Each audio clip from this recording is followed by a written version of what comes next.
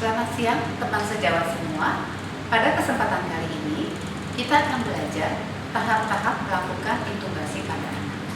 Sebelum kita melakukan intubasi, kita harus mempelajari dulu apa indikasi, kontraindikasi, dan efek-efek samping sesudah kita melakukan intubasi.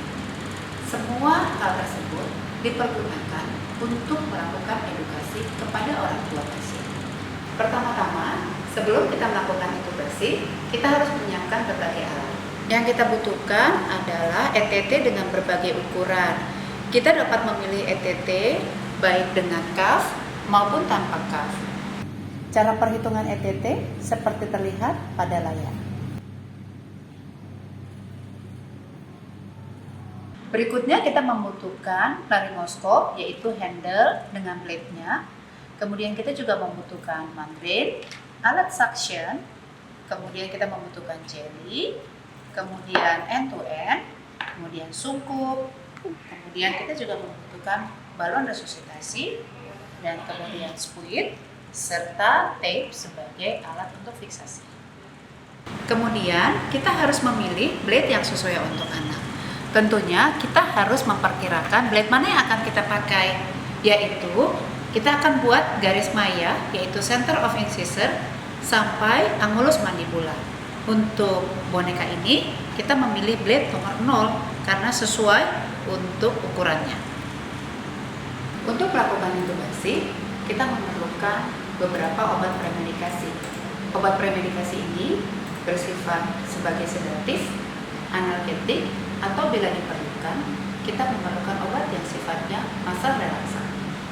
Sesudah itu, kita harus melakukan preoksigenasi pada pasien untuk mencukupkan kadar oksigen pada pasien mencapai lebih dari 92%. Pertama, kita ambil balon resusitasi, kemudian kita hubungkan dengan sungkup, dan jangan lupa memasang end-to-end dan sambungkannya dengan oksigen 10 liter per menit.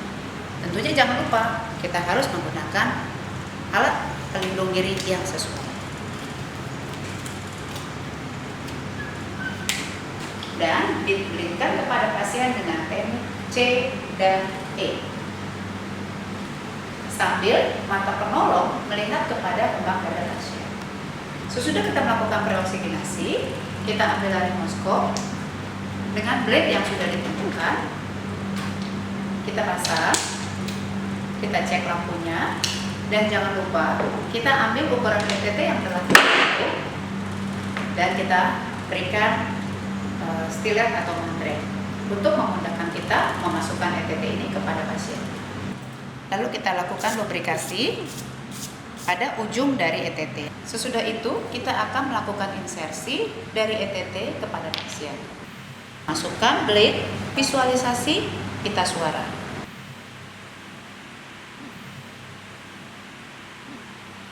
Kemudian kita lakukan pengamatan. Bila kita dapatkan banyak lendir, kita dapat melakukan suction.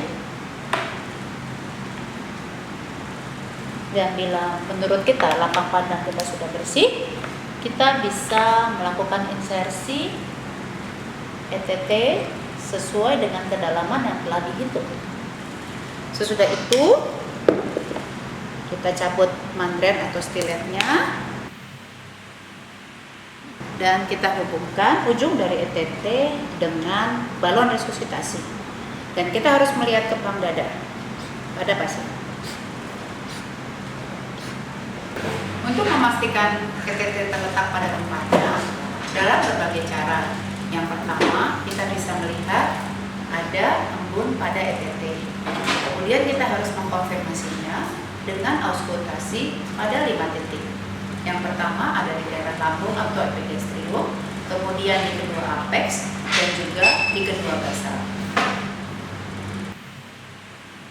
Jangan lupa melakukan pemeriksaan ronsen torak untuk mengkonfirmasi letak ETT. Dan harus kita catat di dalam rekam medik mengenai tanggal pemasangan, jam pemasangan, dan juga nanti harus kita evaluasi secara berkala mengenai letak ETT. Demikianlah teman sejawat semua proses pemasangan intubasi pada anak. Semoga bermanfaat dan salam sehat.